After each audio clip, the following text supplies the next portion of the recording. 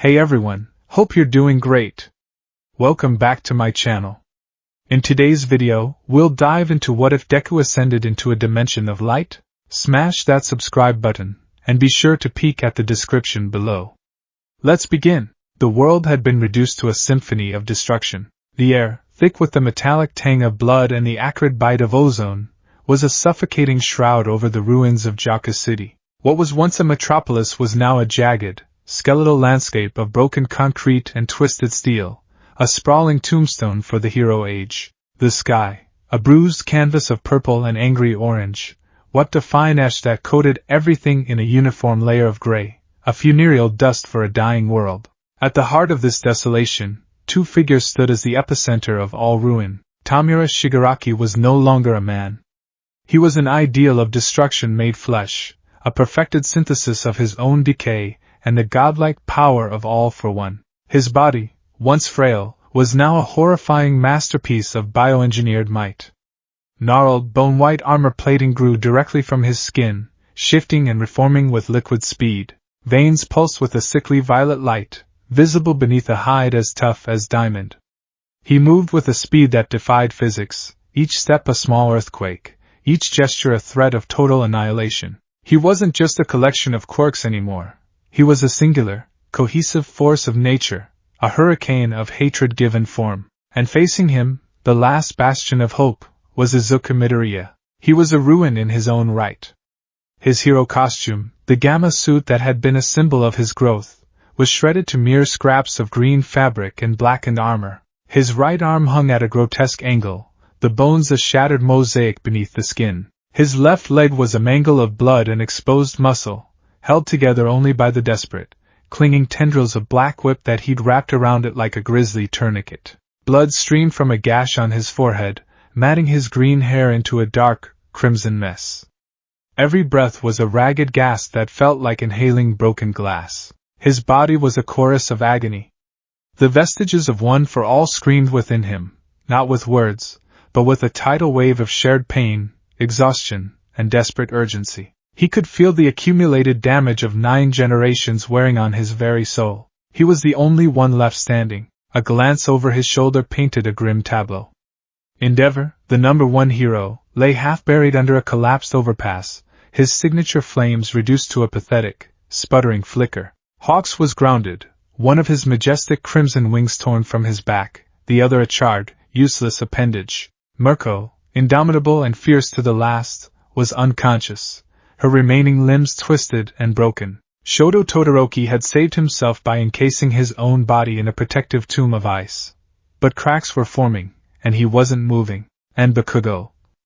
Deku's gaze lingered on the form of his childhood friend, sprawled near the edge of the crater. His gauntlets were shattered, his face bruised and swollen, but faint orange sparks still danced unconsciously around his palms. A testament to a fighting spirit that refused to be extinguished even in oblivion. They had thrown everything at Shigaraki. Every combination, every ultimate move, every last ounce of strength. And it hadn't been enough. Shigaraki AFO had simply endured. He'd adapted, regenerated, and grown stronger with every attack he weathered, a monument to a century of hoarded power. Look at you, Ninth, Shigaraki's voice rasped, a sound like grinding stones mixed with a sibilant hiss. He took a slow, deliberate step forward, the ground cracking under his foot, the final, flickering ember of a failed system. A little candle trying to hold back the infinite night. He gestured expansively at the devastation around them. This is the world you heroes made. A world of pedestals and shadows. You put people like All Might on a pillar and left the rest of us to rot in the darkness below. I am simply giving this world the ending it deserves. I am making everything equal again. Equally nothing. Deku pushed himself straighter, ignoring the shriek of protest from his shattered leg. He coughed, and a spray of blood painted the gray dust at his feet. You're wrong, he managed, his voice raw. Heroes, we give people hope. A chance to be better. To feel safe. Shigaraki laughed, a dry, joyless sound. Safe? Tell that to my family? Tell that to Tenko Shimura, who clawed his way out of the dirt you heroes never bothered to check. Your hope is a lie sold to the masses so they don't see the cracks in the foundation. I am not destroying the world, Izuku Midoriya. I am liberating it from its illusions. He vanished. Deku's danger sense screamed, a piercing siren in his mind a fraction of a second before the impact. He threw himself sideways, using float to lurch clumsily through the air. The spot where he'd been standing erupted as Shigaraki's hand slammed down, and a wave of decay spread outwards, turning a 50-meter radius of rubble into fine powder. You can't even stand, and yet you still fly, Shigaraki mused, his crimson eyes glowing with detached curiosity. The ghost of Nana Shimura, perhaps? Does she cry inside you? Does she weep for the grandson she abandoned? The taunt was a razor blade to Deku's soul. He felt Nana's vestige flare within him, a surge of grief and rage. He suppressed it, forcing himself to focus. Emotion is a liability now. I have to be clear. He unleashed Black Whip, dozens of dark tendrils erupting from his back and his good arm, lashing towards the villain. Shigaraki didn't even move. A force field of pure kinetic energy shimmered into existence around him, and the whips shattered against it like brittle glass, one of all for one's stolen quirks. A perfect defense. Deku landed heavily, his bad leg buckling. He gritted his teeth, channeling a flicker of Fa Jin's kinetic energy to force himself back up. Smoke screen billowed from his body, engulfing the crater in a thick, impenetrable fog. He used the cover to leap into the air, trying to get above his opponent. Hiding is pointless, Shigaraki's voice echoed from all directions at once, a product of some stolen sound quirk. A massive gust of wind, air cannon, tore through the smokescreen, dissipating it in an instant and revealing Deku hanging vulnerably in the air. Shigaraki was already there, hovering above him, his hand outstretched. This ends now. A dozen different quirks activated at once. Rivet stabs shot from his fingers, spears of bone erupted from his palms, and a high-frequency sonic blast pulsed towards Deku, designed to liquefy his organs. Time seemed to slow. Inside the nexus of One for All, a frantic council was held in a nanosecond. Too many attacks. Block. The third user's voice was a low growl of pure instinct. He's overwhelming us. We need to find an opening. The pragmatic calm of Daigoro Banjo. Protect the boy. Nana Shimura's fierce, maternal cry. And then, a different voice, calmer and more resonant than the rest. The first. Yoichi, 9th. Izuku. It's not about overwhelming him. You can't. He is an ocean of stolen power. You are a single, focused river. A river cannot drain an ocean by force. Deku's mind raced. What did that mean? You must become something more. A rivet stabbed through his shoulder, and the sonic blast hit him full force. The world dissolved into a white-hot shriek of pain. His ears bled, and his vision swam. He was falling, tumbling end over end, his consciousness flickering. No, not yet. He thought of All Might, watching from some command bunker, his mentor's hopeful face strained with worry. He thought of his mother, surely praying for his safe return. He thought of Uraraka, who had faced down a mob for him, her belief in him an unshakable shield. He thought of Todoroki, who had found his own path because of their fight. He thought of Ida, a pillar of rigid friendship that had held him up time and again. He thought of Eri, her smile a precious treasure he had sworn to protect. He thought of Kaken. Of their shared childhood, the explosive rivalry, the grudging respect, the tearful apology. The promise to win and save. He couldn't lose. Not here. Not when they were all counting on him. Shigaraki descended slowly, landing with a soft thud beside Deku's crumpled form. He loomed over him, a predator savoring the final moments. It's a shame, the villain said, his voice almost gentle. In another world, you and I might have understood each other. We were both broken by this world, but you chose to try and fix it with tape and glue, while I know it must be burned to the ground so something new can grow. He raised his hand, 5 fingers spread wide, ready to deliver the final, decaying touch. Goodbye, Deku. The symbol of nothing. In that moment, lying in the dirt, Deku didn't see the hand of death. He saw the truth. Yoichi was right. He couldn't win by being stronger. Shigaraki's power was infinite because it was stolen, a patchwork of 100 lives. But Deku's power, One for All, was different. It wasn't just a collection of quirks. It was a legacy. It was 8 generations of selfless will, of sacrifice, of the desire to protect. It wasn't a bigger power, it was a denser power. A power with more meaning. A river can't drain an ocean. But what if the river became so pure, so focused, so potent that it could purify the ocean itself? What if it wasn't about hitting harder, but about giving more? He wants to make everything nothing, Deku thought, a strange calm washing over him. So I have to become everything. 9th? It was All Might's vestige, a golden specter of concern in the back of his mind. What are you doing? Deku didn't answer with words. He answered with will. He stopped fighting the pain in his body. He accepted it. He let the agony of his broken bones and torn muscles become a part of him. He reached deeper into One for All, not to draw out more strength, but to connect with its very essence. He bypassed the quirks of the users and went straight for their souls, their hopes, their dreams. The second's stubborn refusal to give in, the third's drive to survive at all costs, Lariat's ingenuity and speed, Nana Shimura's fierce, unconditional love, All Might's blinding, sun-like smile and his unshakable belief in others. He gathered them all. Not as tools, but as ingredients. What is this? Shigaraki faltered, his hand hovering inches from Deku's face. He could feel it. A pressure building from the broken boy, a power that didn't register as kinetic or thermal, or any quirk he could identify. It felt conceptual. Green lightning began to crackle around Deku, but it was different now. It was brighter, purer.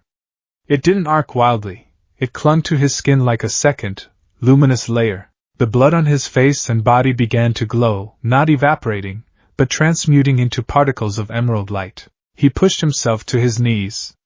The sound of his bones grinding was drowned out by a low, rising hum, a chord of impossible power. I won't let you erase them, Deku whispered, his voice resonating with the echoes of 8 other voices. I won't let you make their lives, their struggles, their love, into nothing. He looked up, and Shigaraki flinched. Deku's eyes were no longer human. They were twin emerald suns, blazing with the condensed will of 9 heroes. The cracks on his body were not from injury anymore. They were fissures, splitting his skin to reveal a core of incandescent, world-breaking light. 100% is a physical limit, he realized. A limit of the vessel. But a soul has no limit. He gathered every memory he cherished. His mother's hug after a bad day. All Might's booming "You can become a hero!" on that rooftop. Training with his classmates at UA, their sweat and laughter mixing in the summer sun. Holding Eri's tiny hand at the school festival, feeling her joy as his own.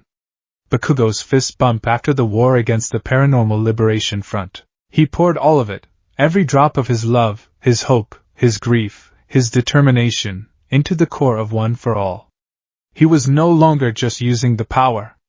He was the power. I am the 9th holder of One for All, he declared, and the crater itself seemed to vibrate with his words. He slowly got to his feet, his broken body moving with an unholy grace, held together by sheer, luminous will. Black whip tendrils, now glowing with an internal green fire, solidified around his shattered limbs, creating new, temporary bone and sinew. I am the legacy of 8 heroes who gave their all. He drew back his good arm, the right one, which began to reform. The shattered bones within it didn't just heal. They dissolved into light, replaced by a construct of pure energy. The skin and muscle followed, his entire arm becoming a translucent vessel of blinding green power. And I am Izuku Midoriya. Shigaraki, for the first time since his perfection, felt a tremor of genuine fear. This was not a quirk. This was something else. This was a statement of existence so powerful it was bending reality around it. This is my final. Deku's voice boomed, a god's proclamation. He put every last fiber of his being, every memory, every hope, every dream for the future he was now sacrificing, into this one, ultimate act. The air itself seemed to thin, all sound, all light, all energy in the world drawn towards the singularity forming in his fist. Final United States of Smash. Soul's singularity. He punched. It was not a punch that moved through the air. It was a punch that erased the space between him and Shigaraki. For Shigaraki, the universe ended. One moment, he saw the fist, a star of hope so bright it was horrifying. The next, the light was inside him. It was not a destructive force, it was an unmaking one. It didn't burn or break him. It filled him. It poured into the emptiness that was Tenko Shimura, into the bottomless greed that was all for one. It showed him, in a single, silent, eternal moment, the love he never had, the hero who never came, the life he could have lived. The hate that defined him had nothing to fight against. It was simply overwhelmed.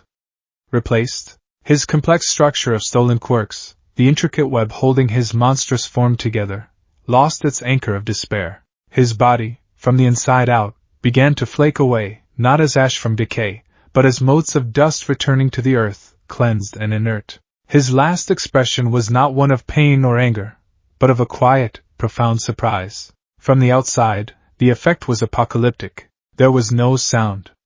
There was only light. A wave of pure, silent, emerald and gold energy erupted from the point of impact.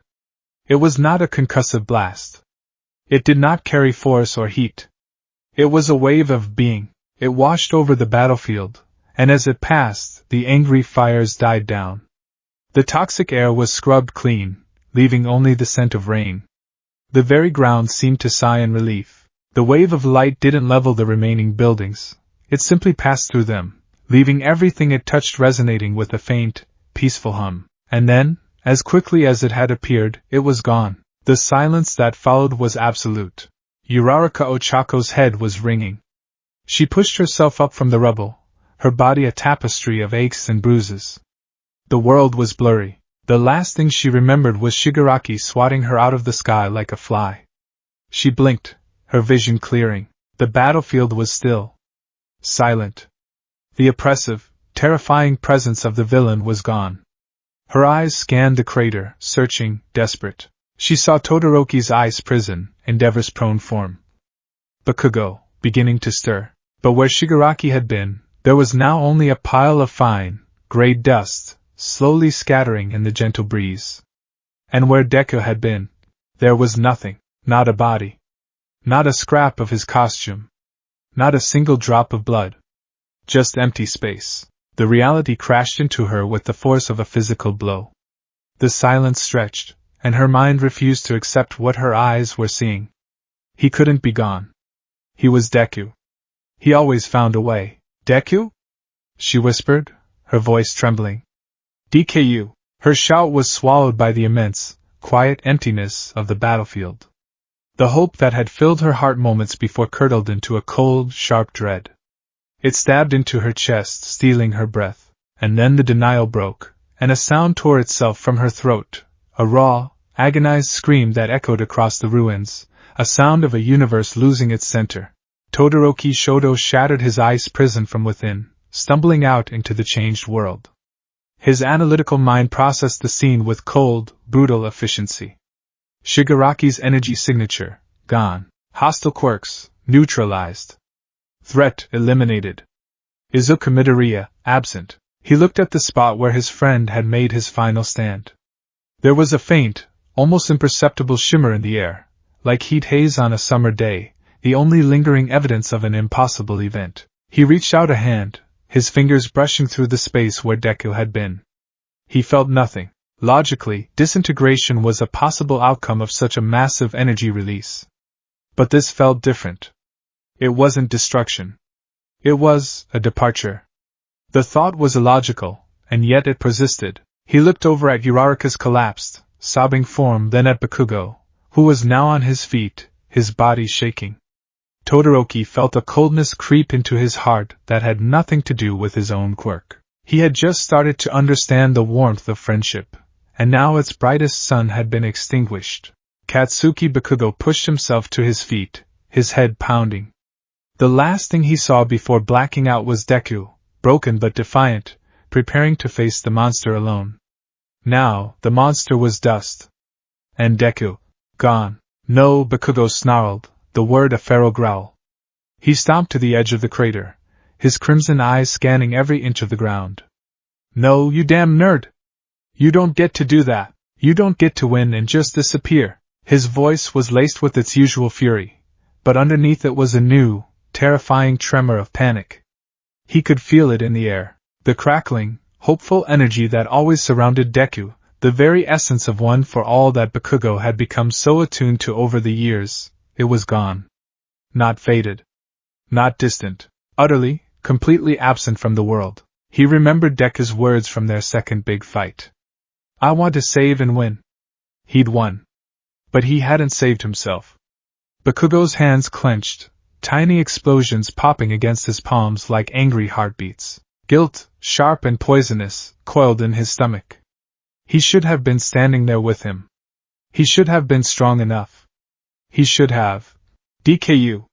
He roared at the empty sky, a cry of pure, undiluted rage and a grief so profound it felt like it would tear him apart from the inside. Miles away, in the heavily fortified underground command center, Toshinori Yagi watched the screen with wide, unblinking eyes. The satellite feed had whited out for a full 3.7 seconds. When it returned, the biosignatures were gone. Both of them. But he didn't need the technology to know. He felt it. One for all was a part of him. Even after passing it on, a faint, phantom link remained, a tiny ember from the great torch he had carried. He had felt his boy, his successor, pushing the power to its absolute zenith. He had felt the surge, the glorious, terrifying swell of energy as Midoriya did, something impossible. And then, he had felt it extinguish. It wasn't the feeling of the torch being passed again. It was the feeling of the flame itself being snuffed out of existence.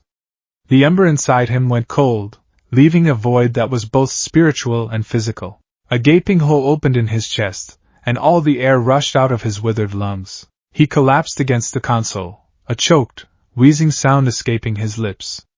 A single, fat tear traced a path down his gaunt cheek. My boy. He whispered to the cold, uncaring monitors. My boy. The symbol of peace was gone. Now his legacy, his hope, his son in all but blood, had vanished into light. The final ember had burned out. Pain, light, silence. Then, no pain, only light, only silence. Izuku Midoriya opened his eyes. He wasn't on a battlefield. He wasn't in a hospital. He wasn't anywhere he could recognize. He was floating. He was adrift in an endless, serene expanse of soft, warm, golden light. It was not the blinding glare of an explosion, but the gentle, all-encompassing glow of a perfect dawn that had no beginning and no end. There was no up or down, no ground or sky. There was only the tranquil, luminous sea of existence. He felt whole. The agony that had been his entire world moments ago was gone. His shattered bones, his torn flesh, his screaming nerves, all replaced by a profound sense of peace. He felt light, not just happy, but physically, fundamentally light. He tried to look around, but he had no neck to turn. He simply perceived. His awareness expanded, and he could sense the infinite, calm ocean of light stretching in all directions. He tried to take a breath, but he had no lungs. He didn't need them. He existed, and that was enough. He willed himself to see his body. He looked down. He saw form, but not flesh. His body was composed of shimmering, cohesive light, a humanoid shape woven from threads of pure gold. Within the golden tapestry, he could see swirling currents of brilliant emerald, the last vestiges of one for all, now an integral, beautiful part of his new being. He raised a hand. It was not a hand of skin and bone, but a five-fingered constellation of gentle, pulsating light. He flexed his fingers, and the light swirled and danced, beautiful and ethereal. He was not wearing clothes. The shape of his form was simply him. He was not dead. He was not alive. He was something else. He tried to speak, to call out for all might, for his friends. But he had no mouth, no vocal cords.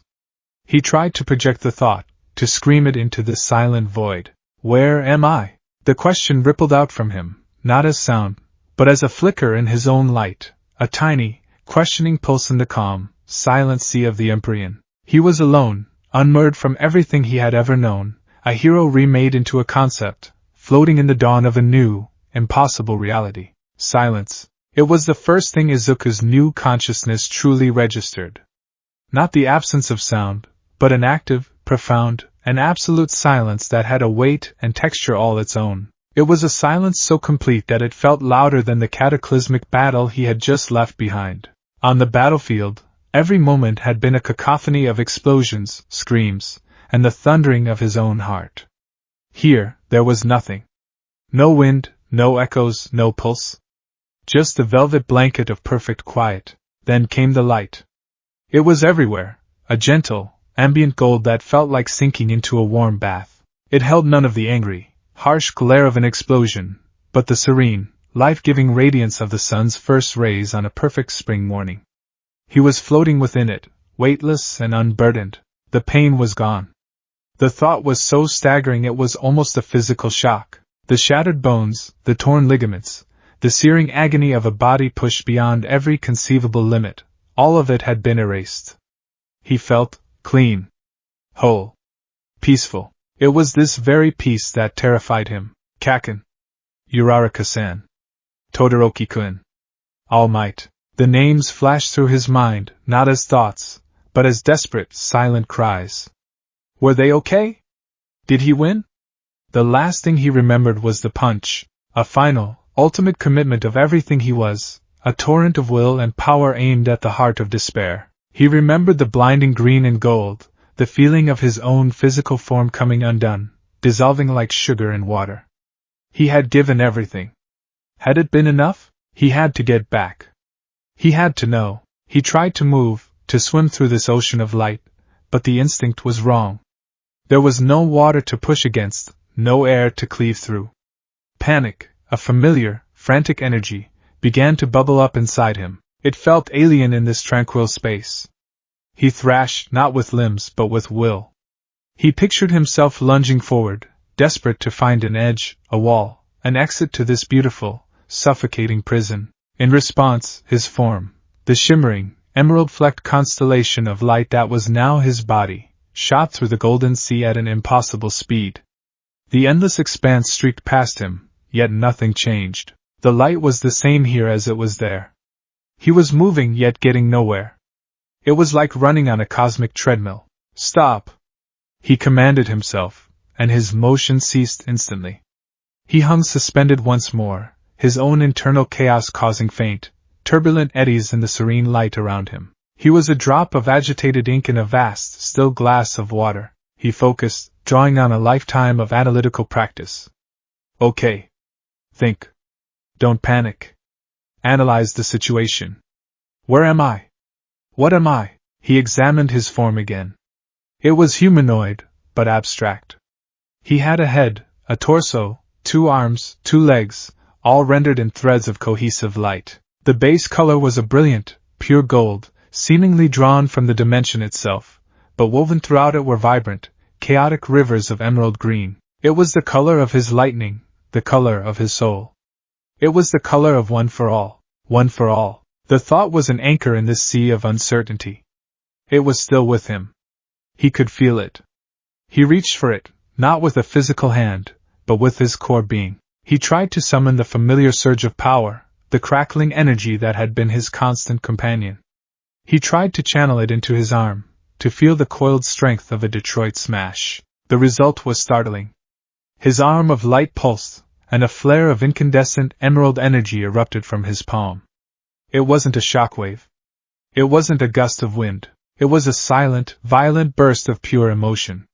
It screamed his panic, his desperation, his fear and his longing, into the silent dimension. The flare shot outwards, a chaotic, jagged bolt of green that looked like a crack forming in the heart of a perfect diamond. It traveled for an immeasurable distance before finally dissipating, leaving a faint, trembling echo in its wake. He stared at his light hand, stunned. That wasn't a smash. That was a feeling. He had tried to punch, and instead, he had shouted his heart into the void. He could feel the vestiges within him, but they were different. They weren't distinct, booming voices in a mental stadium anymore. They were quieter, more fundamental. Daigoro Banjo's black whip wasn't a tool to be called upon. It was a feeling of binding connection, a conceptual tether. Nana Shimura's float wasn't a switch he could flip. It was an inherent part of his weightless existence. And All Might, the echo of All Might was a constant, warm pressure at the core of his being, a sun of unwavering confidence that kept his new form from dissolving into panicked sparks. They were no longer ghosts in the machine.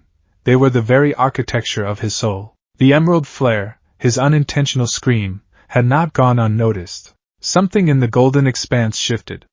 Far in the distance, a concept that was rapidly losing meaning, a section of the light brightened, coalesced. Then another. And another. Figures were emerging from the very fabric of the dimension. They drew themselves out of the light as if it were clay, forming tall, and possibly elegant shapes. They were humanoid, but only in the same way a sculpture is. Slender and elongated, they possessed a grace that was mathematical and perfect. Their forms were made not of the chaotic, swirling energy that now composed Deku, but of a solid, placid, white gold light, as smooth and unblemished as polished marble. They had no faces, no eyes, no mouths, yet he felt an unnerving sense of being observed. Scrutinized, they drifted towards him, their movement a slow, synchronized glide that was utterly silent. As they drew nearer, a new sensation brushed against his consciousness. It wasn't a sound that entered his ears, but a series of tones that resonated directly in his mind. It was a complex, melodic sequence, like a series of chords played on a celestial harp. The music was pristine, logical, and carried an air of detached inquiry. Then came the translation, a thought placed directly into his awareness, as clear and precise as a line of code. Anomaly. Detected. Energy signature, chaotic. Unstable. Origin foreign. Other. Deku instinctively recoiled, a flicker of fear causing his emerald light to pulse erratically. Who are you? What are you? He projected back, his own thought voice a messy, emotional jumble compared to their crystalline clarity. The central figure, a fraction taller than the others, drifted closer. Its light seemed to pulse in a slower, more deliberate rhythm. A new series of tones chimed in his mind, these ones simpler, more focused, like a single, clear note held in a vast cathedral. We are the Lumine. This domain is Luminara, the Empyrean of order. You are the anomaly. The voice in his head was calm, melodic, and utterly devoid of emotion. It was neither male nor female, friendly nor hostile. It simply was. Deku focused on the central Lumine. Luminara? How did I get here? I was fighting. The memory surfaced, a flash of gray dust, crimson eyes, and the feeling of his own body disintegrating. Your final action in your native dimension registered on a transdimensional frequency, the Lumine communicated. The accompanying tones were a complex arpeggio, a sonic equation. You condensed a critical mass of volitional energy, the concept you might call will or soul, into a singular point. Your physical vessel was annihilated by the output, but the density of the core resonance was too great to dissipate. It matched the foundational frequency of our domain. The Lumine paused, its form seeming to brighten slightly as it processed his confusion. Imagine two perfectly tuned strings. When one is plucked with immense force, the other, even across a great distance, begins to vibrate in sympathy. Your soul was plucked. Our dimension resonated. The connection pulled your conscious essence through the veil. You did not die. You ascended. The word hung in the silent space between them. It sounded grand, mythic. All Deku felt was lost. But my friends, my world. I have to go back. They need me. The thought was a desperate plea, and another pulse of agitated green light radiated from him. The Lumine drifted back a pace, their own light flickering slightly, as if recoiling from the sheer messiness of his emotion. Need. Back. These are concepts rooted in physical attachment and linear time. They are inefficient, the central Lumine stated. This domain is not a place one leaves. It is a state of being. You are of the light now. Your previous existence is an echo. The finality in its tone was like a door slamming shut. An echo? His entire life, his mother, all might U.A. All of it was just an echo. The tranquil peace of Luminara suddenly felt like the sterile silence of a morgue. A beautiful, golden tomb. Despair, cold and sharp, pierced through his confusion. It was a feeling he knew well, the ghost of a quirkless boy on a rooftop. His emerald light dimmed, the vibrant green turning murky and dark. The central Lumine seemed to notice this shift with academic interest. You are a paradox. A being of pure, chaotic emotion given form by a dimension of pure, static logic. Your very presence is a contradiction. To facilitate more efficient communication, this unit will adopt a designation your mind can process. You may refer to this unit as Lyra. Deku's mind, reeling from the cosmic implications of his situation, latched onto the one simple, concrete thing he'd been offered. A name. Lyra. Lyra, why? Why bring me here if I can't go back? What is the purpose of this place? He asked, his energy listless. Lyra's form seemed to focus, its light sharpening. Purpose? We are the purpose. Luminara is the foundational constant of the multiverse. The principle of order. Of existence over non-existence. We maintain the universal equation. We are the keepers of the balance. The tones that accompanied this were a grand, sweeping symphony of immense complexity and perfect harmony. It was the sound of stars being born, of galaxies spinning in perfect spirals, of physical laws being written. Deku felt a sense of awe so profound it momentarily eclipsed his despair. These beings weren't just powerful. They were a fundamental part of reality itself. You keep the balance? Deku asked, his curiosity piqued despite his grief. Balance against what? Lyra's serene light seemed to waver, just for a moment. The tones in his mind faltered, a single note souring the perfect chord before correcting itself. It was the first hint of imperfection he had witnessed here, and it was deeply unsettling. The balance is threatened, Lyra communicated, its voice losing a fraction of its placid detachment. There is an opposing principle. A negative value in the cosmic equation. Where we are order, it is chaos. Where we are existence, it is oblivion. It is a dimension of consuming, paradoxical nothingness. We call it the umbral abyss. As Lyra spoke the name, the golden light of Luminara seemed to dim, as if a cloud had passed over an unseen sun. A deep, resonant hum, a bass note of pure dread, vibrated through Deku's very being. A dimension of nothingness? Deku thought, trying to conceptualize it. He thought of Kurojire's portals, of the void. But this sounded different. More absolute. It is not merely the absence of light, Lyra explained, sensing his thought. It is the active negation of existence. It does not destroy, it erases. It consumes reality, and leaves a void where things cease to have ever been. For eons, it has been a passive threat, a border we could perfectly contain. Our logic, our order, was a flawless wall against its chaos. But it is changing. It is learning. Learning? The abyss is chaotic by nature. Unpredictable. Our defenses are based on predictable, logical patterns of hard light. Lately, the abyss has begun to exhibit a form of chaotic adaptation. It finds the flaws in our logic that we cannot perceive because, to us, our logic is perfect. It seeps through the cracks. It is encroaching. It is erasing our world, piece by piece. Deku looked around the endless, perfect expanse. The idea of this serene beauty being consumed, erased, filled him with a familiar, protective instinct. It was the same feeling he got seeing a civilian in danger. You're fighting a war, Deku realized. War is a chaotic concept involving emotion and victory, Lyra corrected. We are engaged in a perpetual containment protocol. But our efficiency is decreasing.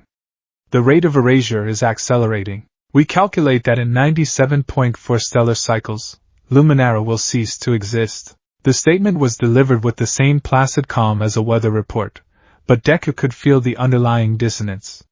The sour note. This was the Lumine's version of terror. So, you're losing, Deku stated softly. Lyra did not answer immediately. Its light pulsed, a slow, rhythmic beat. Our methods are no longer proving sufficient. We are beings of pure order. We cannot comprehend true chaos. We can only calculate its effects. We cannot understand its nature. Lyra's form turned fully towards him, its unseen gaze seeming to pierce right through to his emerald core. But you are different. Me? Deku was taken aback. Your energy is a maelstrom of chaos, Lyra stated. Emotion. Hope. Fear. Love. Despair. They are illogical, inefficient, volatile variables. They are the very language of the abyss, and yet you are not of the abyss. Your chaos is constructive. It creates. It protects. Your final act was one of supreme, illogical self-sacrifice that resonated with the frequency of order. You are a paradox we cannot compute. Before Deku could process the weight of that statement, it happened. A sound tore through the perfect silence. It was not a chime or a chord. It was a grating, discordant shriek of sound, like a string on a divine violin snapping. It was a musical phrase played horribly wrong, a mathematical proof ending in an irrational number. It was the sound of wrongness. Alarm. Containment breach. Sector Gamma 7. Border incursion. The message blared not from a speaker, but in the minds of every being in the dimension. The lumine around Lyra instantly reacted. Their placid forms sharpened, their light intensifying. They moved as one, a silent, synchronized squadron of light, streaking towards the source of the alarm. What is it? What's happening? Deku projected towards Lyra, who lingered for a fraction of a second. The abyss, Lyra communicated, its tones now rapid and sharp. It attacks. And then Lyra too was gone, a streak of white gold disappearing into the endless glow. Deku was alone again, but the silence was no longer peaceful. It was fraught with tension.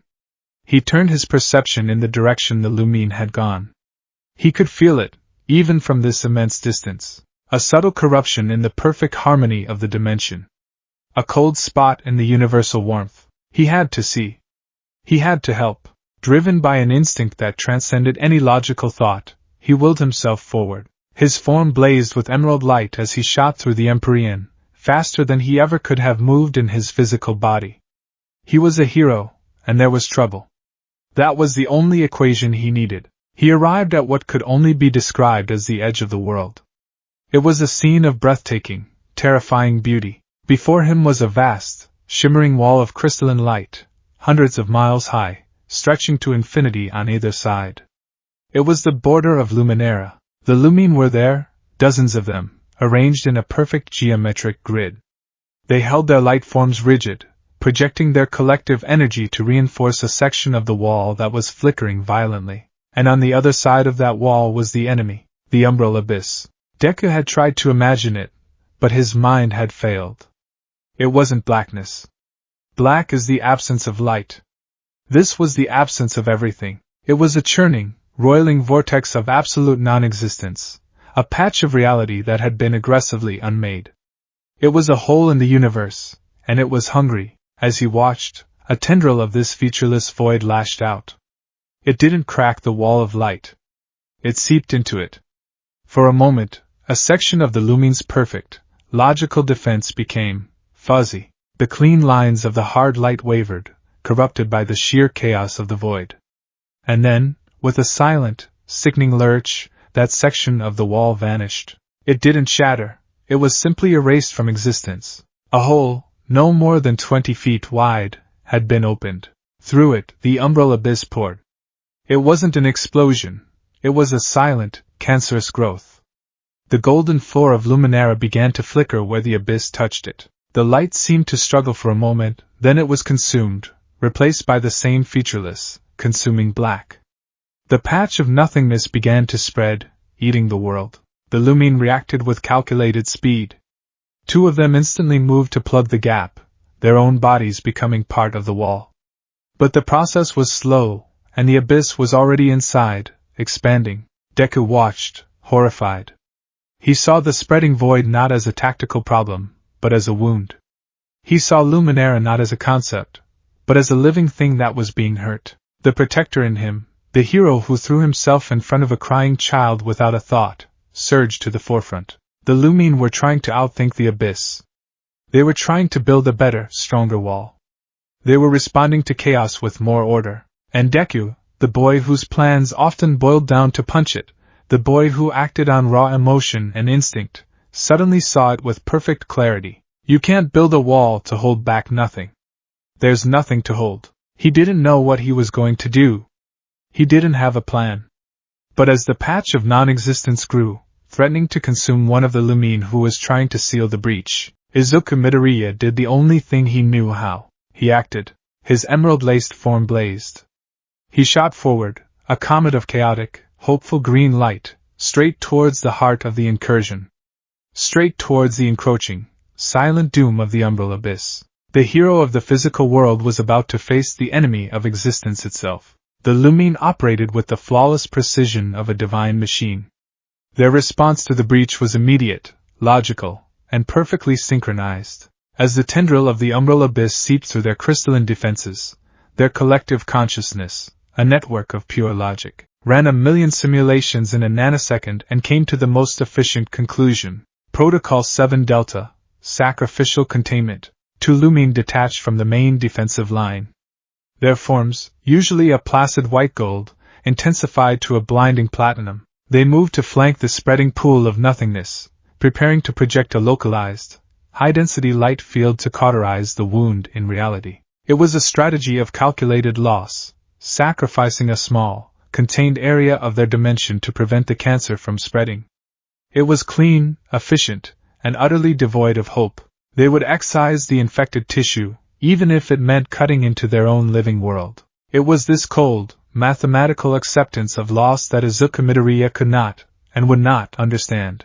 He saw the spreading void not as an anomaly to be contained, but as a villain threatening to hurt someone. He saw the Lumine moving to seal it off not as strategists, but as heroes about to make a terrible sacrifice. His entire being, a fusion of 9 generations of self-sacrificing heroism, screamed one, singular, undeniable imperative: save them. He was a flash of emerald lightning against the serene gold of the Empyrean. The Lumine, focused on their task, perceived his approach as another chaotic variable, an unexpected, illogical event in an already critical situation. Anomaly in motion. Trajectory, incursion point. The thought rippled through their network. Interference potential, 87.9%. Action, observe. They could not comprehend his intent. To them, moving towards the abyss was like a moth flying into a flame, an act of suicidal irrationality. Deku didn't think. He felt. He felt the cold dread emanating from the void, a hunger so profound it felt like the inverse of life itself. It was the despair of Shigaraki magnified 1,000,000,000 times, stripped of all personality and distilled into a pure, cosmic force. His danger sense, now a part of his very essence, wasn't just screaming a warning, it was sobbing in abject terror. Yet he flew on. He reached the edge of the spreading stain of non-existence. The Lumine were preparing their containment field, their light gathering into 2 intensely focused points. The pool of abyss on the floor of Luminara had grown to the size of a small lake, and it was beginning to rise, forming a silent, churning column of absolute black. It was actively unmaking the reality around it, consuming the golden light and the very concept of space it occupied. One of the Lumine, a being of pure order, was caught too close. Its leg of light flickered as the edge of the abyss brushed against it. The Lumine didn't cry out, it had no mouth for it, but Deku felt its silent alarm, a spike of discordant notes in the symphony of its being. Its logical perfection was being corrupted, its existence unraveling thread by thread. That was all Deku needed to see. His first instinct, born of 1,000 brutal battles, was to punch it. He drew back his arm of light, channeling the familiar intent of a 100% smash. But as he had learned before, physical force had no meaning here. He was not a vessel of muscle and bone anymore. He was a vessel of will. So, what was the will behind a smash? It wasn't just to break something. It was to push back. To protect. To impose his will, the will to save, onto the world. He didn't punch the abyss. He projected his will at it. He pushed his arm forward, and from his palm erupted not a shockwave, but a torrent of pure, unadulterated heroism. It was a blast of brilliant, chaotic emerald energy, shot through with golden sparks of courage. It was not a weapon of destruction, it was a statement of defiance. It was the feeling of All Might's laughter. It was the memory of standing up to the sludge villain when he was quirkless and terrified. It was the fierce, burning determination he felt holding Koda's hand on that cliffside. This raw, emotional, hopeful light slammed into the column of churning nothingness. The result was something the Lumine, in all their eons of existence, had never witnessed. Their light, the light of pure order, was either reflected by the abyss or, if its logic was flawed, consumed by it. It was a binary interaction. But Deku's light did neither. Where the emerald torrent hit the void, there was a violent reaction, a silent explosion of conflicting principles. It was like pouring water onto a grease fire. The abyss hissed and recoiled. The raw, messy, illogical positivity of Deku's energy was fundamentally incompatible with the abyss's pure negativity. It couldn't consume it because it wasn't orderly or predictable. It couldn't ignore it because it was a direct contradiction to its own nature. The column of nothingness didn't just stop spreading.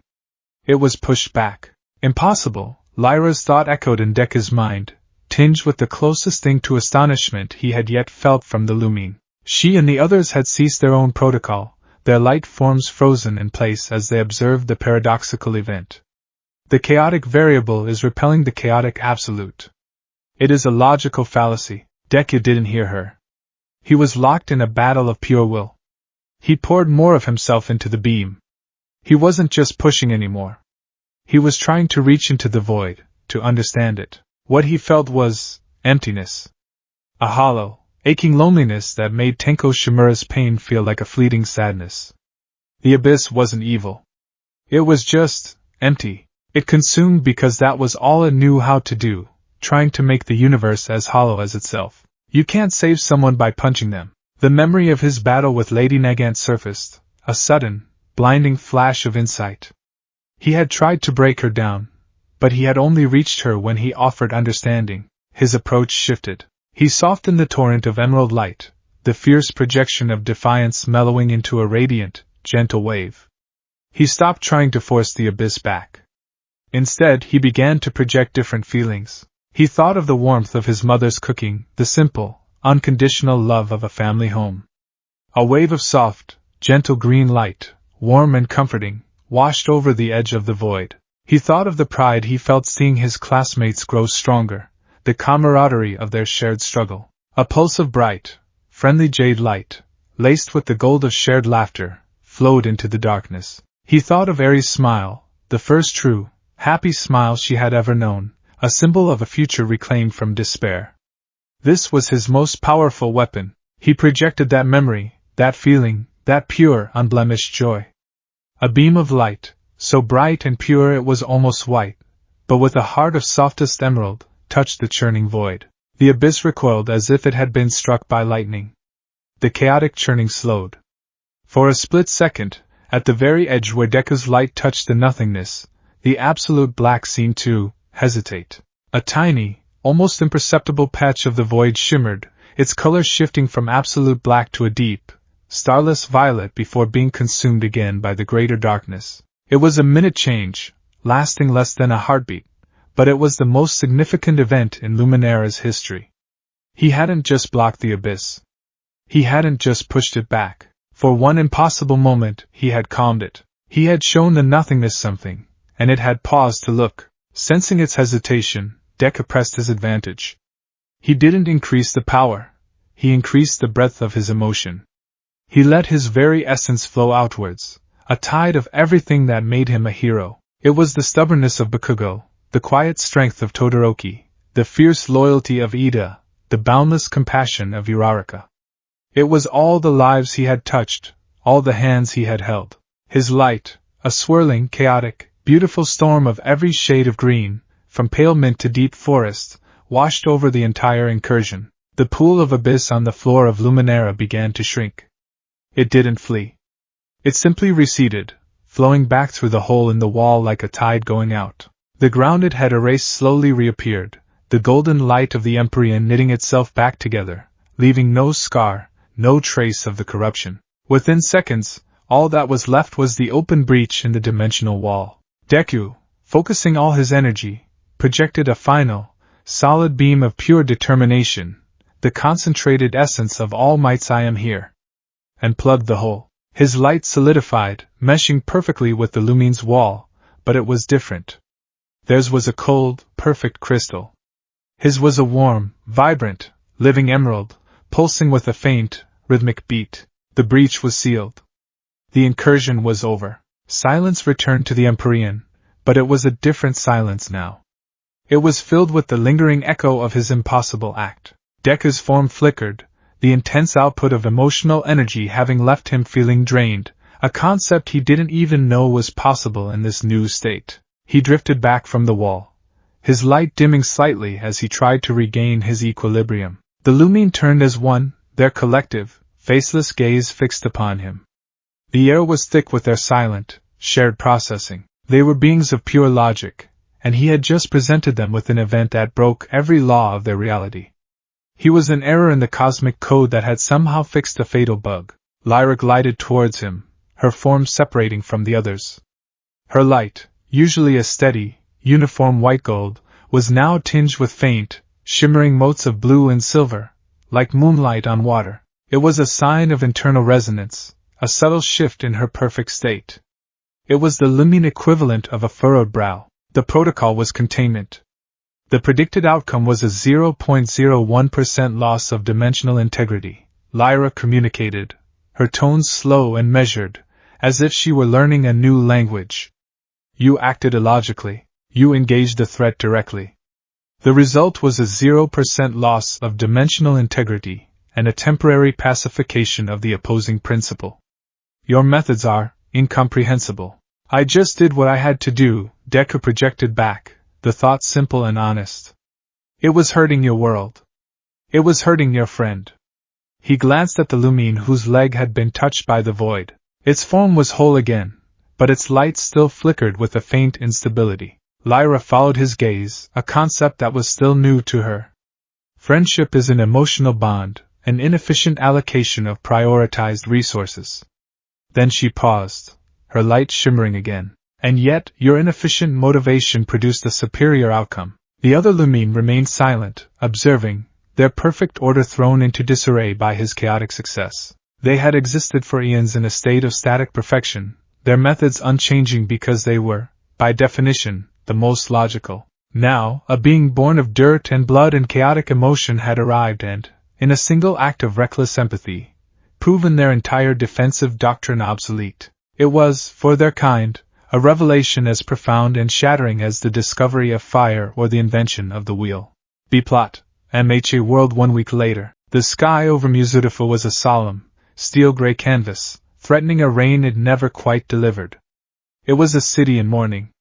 The final war was over, the villains defeated, the world saved. But the cost had been written in headlines across the globe, and the most prominent name was Izuku Midoriya. He had no body to bury. The official report, a heavily redacted document signed by the Hero Public Safety Commission, stated that Midoriya had been vaporized in the act of neutralizing the primary threat. It was a sterile, clinical phrase for an act of ultimate heroism. A state funeral was being held in the city's central plaza, around the shattered remains of the All Might statue that had once been its heart. A new, smaller pedestal had been erected. Upon it, there was no coffin.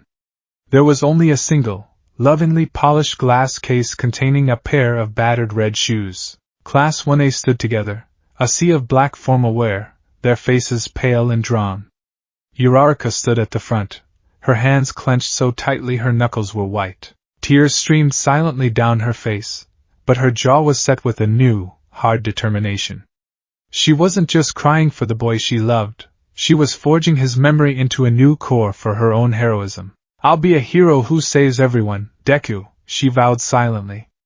I'll carry that part of you for you. Todoroki stood beside her, a silent, stoic pillar of support. His face was a mask of cold composure, but the slight tremble in his hand and the way he kept staring at the empty space above the pedestal betrayed the grief warring with his practiced control. Midoriya had broken through his walls of ice and fire, and now his absence left a gaping hole in the world Todoroki had just begun to embrace. All Might, in his skeletal form, stood with Inko Midoriya. He looked 10 years older than he had a week ago. The last ember of one for all within him was well and truly gone, leaving him feeling hollowed out, a mere ghost haunting the world his successor had saved. He held Inko's hand, offering what little comfort he could, though his own heart was a shattered ruin. He had failed his boy. He had sent a child to do a man's job, and the universe had exacted the steepest price. One figure, however, was conspicuously absent. Miles away, at the derelict, half-destroyed training grounds of Ground Gamma, the world was not silent. It was filled with the deafening roar of explosions. Katsuki Bakugo was a blur of motion and incandescent rage. He moved through the ruined cityscape of the training facility like a natural disaster, his hands lit up with constant, furious blasts. AP shot, autocannon. A volley of focused, armor-piercing explosions ripped through the wall of a concrete building, punching a series of neat, devastating holes before the entire structure collapsed in a cloud of dust. He didn't stop. He propelled himself into the air, spinning like a top howitzer impact. He slammed into the ground, unleashing a blast so powerful it cracked the very earth beneath him, sending a shockwave rippling outwards that leveled the remaining debris in a 20-meter radius. He landed in the center of his self-made crater, breathing in harsh, ragged gasps. Sweat and dust caked his face, mixing with the tears he refused to let fall. He was screaming, but there were no words. It was just a raw, primal sound of fury, of grief, of a guilt so profound it was burning him alive from the inside out. He had gotten his apology. He had gotten his moment of sacrifice, taking the hit meant for Deku. And what had it mattered? In the end, the damned nerd had still gone and done it. He'd gone and thrown himself away, leaving Bakugo behind in the world Deku had saved. He had won, and in doing so, he had left Bakugo with nothing left to chase. "You don't get to win and just disappear, you damn nerd!" His own voice echoed in his head. He slammed his fist into the ground, a small, pathetic explosion popping from his knuckles. "It wasn't supposed to be like this," he whispered to the empty air, his voice breaking. "We were supposed to. We were just getting started." He was the victor who felt like the loser. The survivor drowning in guilt. He had spent his entire life looking down on or looking up at Izuku Midoriya. He had never imagined a world where he couldn't look at him at all. He got to his feet, his body shaking with exhaustion and emotion. He looked at his hands, the source of his incredible power. For the first time in his life, they felt useless. He couldn't blast his way out of this grief. He couldn't explode his guilt into nothingness. A new fire began to kindle in his eyes, banked low but burning with a ferocious intensity. It wasn't just rage anymore. It was something colder, harder. It was resolve. If Deku wasn't here to be the #1 hero, then Bakugo would have to do it. He would become a hero so great, so undeniable, that it would honor the memory of the one who had sacrificed everything. He would carry the burden of Deku's dream and his own, and he would never, ever let anyone forget the name of the stupid, crying nerd who had saved them all. He turned and began the long walk back from the ruins, his silhouette straight and unbending against the gray sky. He had a new war to fight. Back in the Empyrean, the pulsing emerald light of Deku's makeshift patch on the dimensional wall was a constant, living reminder of the event that had transpired. The Lumine had reformed their ranks, but they were no longer a perfect, static grid. They were clustered, observing him, their collective consciousness humming with a billion new calculations. Lyra floated before him, her form still shimmering with those faint, alien colors. The logic of her entire existence had been challenged, and her very being was trying to process it. "Your energy," she began, her tone a stark contrast to her earlier pronouncements. It was no longer a declaration, but a question. "It is not orderly. We have established this. It is a chaotic construct of abstract emotional concepts. Yet it repelled the abyss where our order failed. It's hope, I guess," Deku projected, the thought feeling strange and simplistic even to him. "And caring about others. Wanting to protect them. That's what being a hero is." "Hope," Lyra repeated the word, the tones in Deku's mind sounding like a scientist dissecting a completely unknown specimen. "A belief in a positive outcome despite unfavorable data. Logically, it is a form of self-delusion." "Maybe," Deku conceded. "Or maybe it's what gives you the strength to change the data." Lyra fell silent for a long moment. The shimmering motes of light within her form swirled faster.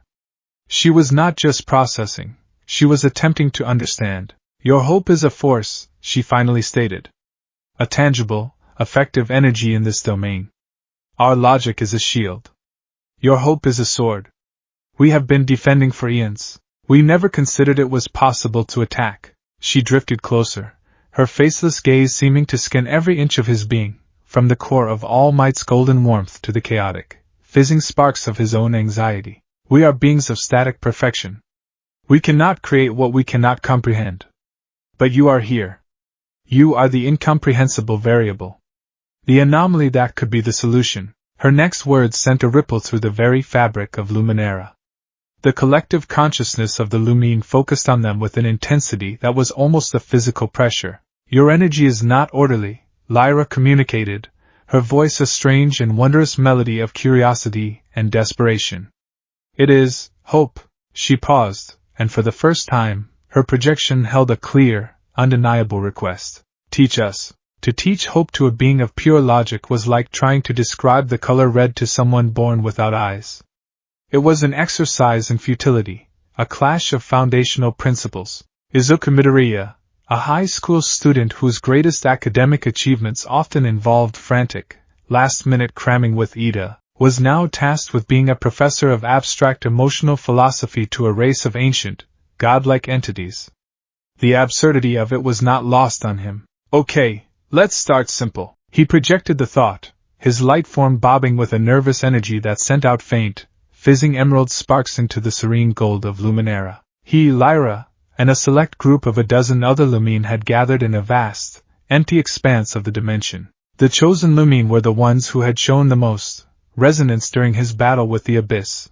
Their forms had flickered with the faintest hints of color, a sign that their rigid programming was, on some level, capable of change. Lyra floated opposite him, her form a placid pillar of white gold, but the subtle, shimmering motes of blue and silver within her were more pronounced now, like a slow-burning curiosity made manifest. Define, simple, Lyra requested, her mental tone the equivalent of a student with a freshly opened notebook. Deku's form flickered.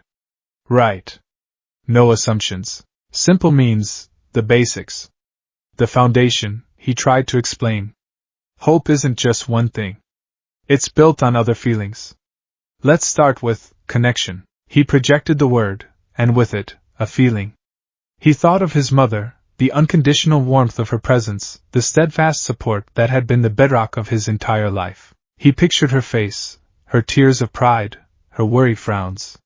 He poured the pure, uncomplicated feeling of a son's love for his mother into a sphere of soft, gentle green light and held it out in his palm. This is connection, he projected. It is the feeling that you are not alone. That someone else's well-being is as important as your own. The Lumine drew closer, their faceless forms leaning in to observe the pulsing sphere of light. They extended their own light appendages, hesitantly, to touch it. As their perfect, orderly light made contact with his chaotic, emotional energy, a ripple went through them. Their forms wavered. The tones in Deku's mind became a cacophony of confused, overlapping arpeggios, illogical. To prioritize an external unit is to decrease self-preservation efficiency. The energy is warm. A thermal anomaly? No. It is a conceptual temperature, data conflict. This connection creates a vulnerability. Lyra was the only one who held her contact. Her form shimmered more intensely, the blues and silvers swirling. She was not just analyzing the data, she was attempting to experience it. This feeling, she projected slowly, her tone laced with a new, alien inflection. It creates a feedback loop. The external unit's well-being, as you call it, enhances one's own state. It is symbiotic, but not based on resource exchange. It is based on shared existence. Yes. Exactly. Deku projected, a surge of excitement making his light flare. That's the start. Hope grows from that. It's the belief that because you have these connections, you can overcome anything. It's the strength you get from not being alone. To demonstrate, he shifted the projection. He added a new layer to the memory sphere. He thought of All Might, the towering figure, the booming laugh, the unwavering belief he had placed in a quirkless, crying boy on a rooftop. It was a different kind of connection, one of inspiration, of legacy. The sphere of green light was suddenly infused with a powerful, radiant gold, the color of the sun. It pulsed with a strength that was both gentle and absolute. This is inspiration, Deku explained. It is seeing the best in someone else and wanting to live up to it. It's a borrowed strength that eventually becomes your own. The Lumine, even Lyra, drew back from this new energy. It was too potent, too complex. Deku's light was a messy, layered storm of conflicting and complementary emotions. Theirs was a single, pure note. Trying to replicate his feelings was like asking a master violinist to suddenly play a heavy metal guitar solo. The variables are too numerous, one of the other lumine communicated, its form solidifying back to a pure, unblemished white. It was rejecting the lesson. The chaotic input risks systemic instability. Deku's light form drooped. He was failing. He was trying to explain the unexplainable. How could he teach them to feel hope when they lacked the fundamental emotional architecture for it? He felt a pang of despair, the familiar coldness seeping into his being. His emerald light dimmed, turning a murky, sad green. It was then that a new voice, an old voice, spoke in his mind. It wasn't one of the lumine. It was a low growl, familiar and grounding. Stop trying to show them your feelings, ninth. They can't understand them.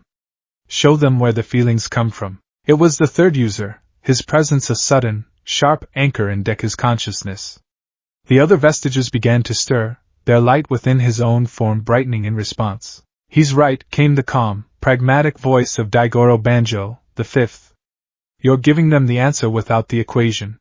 One for all isn't just your power, kid. It's a library. Use it. Deku's focus shifted inward. The vestiges were clearer now than they had ever been in his physical life.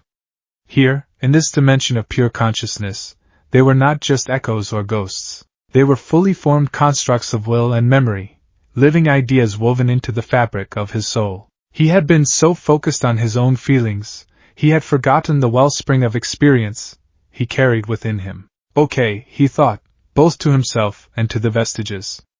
A different approach. He turned his attention back to the lumine. My apologies.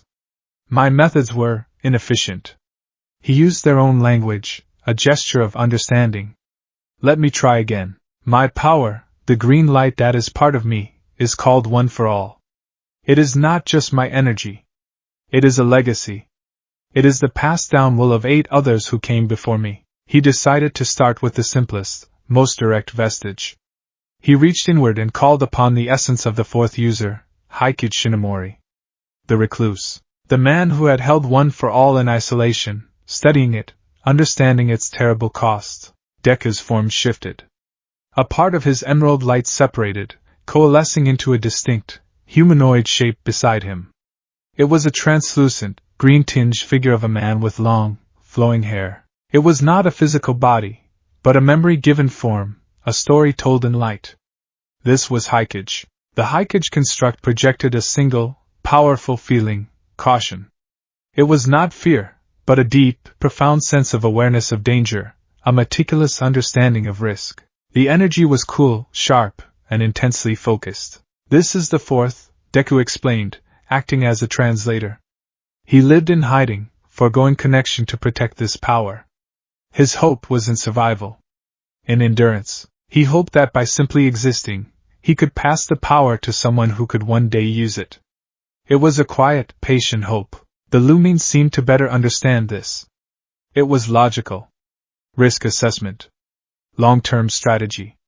Several of them shifted their own light, attempting to mimic the cool, focused energy of the fourth. Faint hints of pale blue and gray appeared in their forms. Next, Deku called upon the sixth user, N. Smokescreen. A hero who had fought in the shadows, using misdirection and stealth. The Haikuji construct dissolved, replaced by a new figure of a man in a high-collared coat. N's essence projected a different feeling, defiance. It was the feeling of fighting a battle you knew you couldn't win openly, but refusing to surrender. It was the hope found not in victory, but in resistance. The sixth, Deku narrated. He used his power to misdirect, to save others by confusing his enemies. His hope was a clever, stubborn thing. The hope that you can protect others even when you are outmatched. The lumine resonated with this, too. It was a form of tactical logic. Asymmetrical warfare. More of them began to show color, faint violets and indigos swirling in their white gold forms. They were learning the emotional flavors that corresponded to logical concepts they could grasp. Now for a harder lesson. He called forth the fifth, Daigoro Banjo, and the seventh, Nana Shimura. Daigoro's vestige was all kinetic energy and boisterous confidence. His projected feeling was freedom, the pure, unadulterated joy of movement, of breaking chains, of leaping towards the sky. His black whip was not just a tool for capture, it was an expression of his desire to connect, to reach, to pull others to safety. Nana's was even more powerful, and far more complex. Her form of light was radiant, and from it poured a feeling so potent it made the Lumine recoil. It was love, but it wasn't the simple, gentle love Deku had first projected. It was a fierce, protective, all-consuming love. It was the love of a mother who would sacrifice her own life and her own happiness to ensure her child's future. It was a love that contained immense strength, and even greater sorrow. It was the love that had forced her to abandon her son, Tenko, an act of supreme, painful hope that he might have a better life without her. This was a concept that shattered the Lumine's logic. Contradiction. One of them projected, its form flickering violently. To love the external unit, she abandoned it? The action is the opposite of the intent. No, you don't understand. Deku projected, feeling a surge of defensiveness for Nana. She did it to protect him. Her enemies would have used him against her. Her abandonment was the ultimate act of protection. Her hope was that he would be safer. It just didn't work out. The thought of Shigaraki, of the twisted man Tenko Shimura had become, sent a pang of grief through Deku, and through Nana's vestige. Her light flickered with a deep, cosmic sadness. Lyra, however, did not retreat. She held her position, her form now a swirling vortex of blue, silver, and now, a faint, rosy pink. She was absorbing the paradox, letting the logical contradiction wash over her. The action was illogical, but the motivation was rooted in a desire for a positive outcome, she processed slowly. The hope was detached from the probability of success. It was an act of faith. Deku stared at her. She had just, on her own, stumbled upon one of the most fundamental and illogical components of hope. He hadn't even known how to explain faith himself. Yes, he exclaimed. That's it. Faith. He realized the vestiges were more than just teachers. They were keys. Each one represented a different facet of the complex diamond of hope. Survival, defiance, freedom, love, faith. But there was one more. The biggest one. The foundation upon which all of One for All was truly built. He let the other vestiges recede, their light reabsorbing into his own. He took a deep breath he didn't need and called upon the eighth. The space in front of him did not just fill with a construct. The entire dimension of Luminara seemed to brighten, the ambient gold intensifying as if a second sun had been ignited. A figure of pure, brilliant, golden light took shape, so bright it was hard to look at. It was impossibly tall, with two distinct antenna-like tufts of light on its head, and it radiated an aura of such overwhelming confidence and optimism that it felt like a physical force. It wasn't a memory of all might. It was the idea of all might, the symbol of peace made manifest. The feeling it projected was simple, overwhelming, and absolute. I am here. It was not a statement of location. It was a promise. It was the calm in the storm. It was the unwavering belief that as long as he was present, everything would be okay. It was a hope so powerful that it could calm the hearts of millions with a single smile. The Lumine were stunned into absolute stillness. This energy was not a paradox or a complex emotion to be dissected. It was an axiom. A fundamental truth. The same way gravity was a truth in Deku's old world, the presence of the symbol of peace was a truth here. This is the core, Lyra whispered, her mental voice filled with a new, undiscovered emotion, awe. This is the hope you radiate. It is not just a belief. It is a broadcast, a signal that alters the state of those who perceive it. The all-might construct turned its head, its featureless face somehow conveying a brilliant, booming smile. It placed a giant hand of light on Deku's shoulder. The warmth was incredible, a pure transfer of strength and encouragement that resonated through every fiber of Deku's being. This is the power I inherited, Deku projected to the Lumine, his own light flaring with renewed confidence. This is the heart of One for All. It's the power to make others feel safe, to make them feel hope just by being there. He finally understood. One for All had ascended with him. It was no longer a stockpile of physical quirks. It had evolved, reverted to its original, purest purpose. It was a quirk that passed on power. But here, in this conceptual realm, the power it passed on was hope itself. It was a metaphysical engine for generating and transmitting heroism. He began to truly experiment. He wasn't just calling on the vestiges as teachers anymore. He was integrating their essences into his own actions. He focused on Nana Shimura's protective love. He extended his hands, and a shimmering, translucent dome of gentle green light formed around the small group of Lumine. It felt warm, safe, like a mother's embrace. The Lumine within it did not analyze. They simply existed within the safety, and their light stabilized. He channeled the second and third users, their grim determination and survival instinct. He focused that energy into a single point, creating a piercing, razor-thin beam of emerald light. It was not destructive. It was a beam of pure, unwavering resolve. It was the will to endure, focused to a single point. It was a conceptual scalpel. He blended Daigoro's freedom with his own core, and he found he could move with even greater speed and grace, his light form leaving trails of joyful, dancing energy that seemed to inspire the very light of the dimension around him. He was learning a new kind of combat. A new kind of heroism. It wasn't about breaking your enemies. It was about reinforcing your allies. It wasn't about being the strongest. It was about being the most hopeful. As he practiced, the Lumine watched, and slowly, timidly, they began to change. Led by Lyra, they started to emulate not his complex emotions, but the core principles of the vestiges. One tried to create a field of caution, its light shifting to a cool, stable silver. Another tried to project defiance, and its form became tinged with a deep, stormy indigo. Lyra's form was the most changed. It was now a beautiful, swirling tapestry of white gold, silver, blue, and rose pink. She was the first of her kind to truly embrace emotional complexity. They were learning to feel. They were learning to hope. In the midst of this intense, conceptual training, Deku pushed his consciousness deeper into the core of One for All, seeking a quiet moment to process everything. He drifted into the mental space where the vestiges resided, the familiar chamber of his mind. But it too had changed.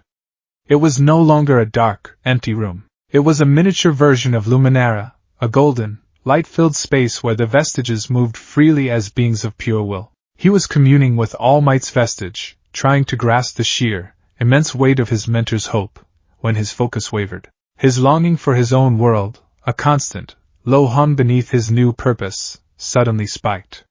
It was a sharp, painful ache, a homesickness so profound it felt like a physical wound. His concentration slipped. For a fraction of a second, his consciousness, amplified by the power of the vestiges and the nature of the dimension he was in, overshot its mark. It wasn't contained within his own mind anymore. It brushed against the shimmering, emerald-patched wall of Luminara, the very boundary of this reality, and it went through. The sensation was like plunging his hand into ice water. He felt a sudden, jarring connection to something else. A different reality. A different set of physical laws. He felt gravity. He felt cold. He smelled ozone and sweat. And he heard a voice. It was not a thought projection. It was a real, guttural sound, echoing in a space of metal and concrete. It was a voice he knew better than his own, a voice that had been the soundtrack to his entire life. DKU. The voice was ragged, torn from a throat raw with screaming. It was full of rage, grief, and a despair so deep it was a black hole. It was Bakugo. The connection was unstable, ephemeral. It lasted for only a second, a single, agonizing heartbeat. But it was real. It was a window, no bigger than a pinprick, opened across the infinite chasm between dimensions. He had heard his friend. His friend, who was in pain. His friend, who was calling his name in a nightmare. The connection shattered. Deku was flung back into himself, into the golden calm of Luminara. The shock of the experience was so violent that his light form exploded outwards in a silent, green shockwave of pure, unfiltered agony and longing. The training session came to an abrupt halt. The practicing Lumine flickered, their newfound colors vanishing as they reverted to their base state of alarm. The all-might construct dissolved. Deku hung in the center of the space, his form trembling violently. The controlled, focused light of his being had become a chaotic, sparking storm. The emerald and gold warred with each other. He had touched his old world. And it was hurting. Lyra rushed to his side, her multicolored form a beacon of concern. Anomaly! Your energy state is critical. You are destabilizing. What did you perceive? Deku couldn't answer. He could only feel the phantom echo of Bakugo's scream. He wasn't dead. He wasn't in some afterlife. He was in a different place, and the path home was not permanently closed. A new, terrible, and wonderful hope ignited within him. Not the grand, conceptual hope he was teaching the Lumine, but a selfish, desperate, human hope. I can go back. The thought was the most powerful thing he had felt since his arrival. It dwarfed everything else. The umbral abyss, the fate of Luminara, all of it faded into the background. His friends were alive. His world was still there. And it needed him.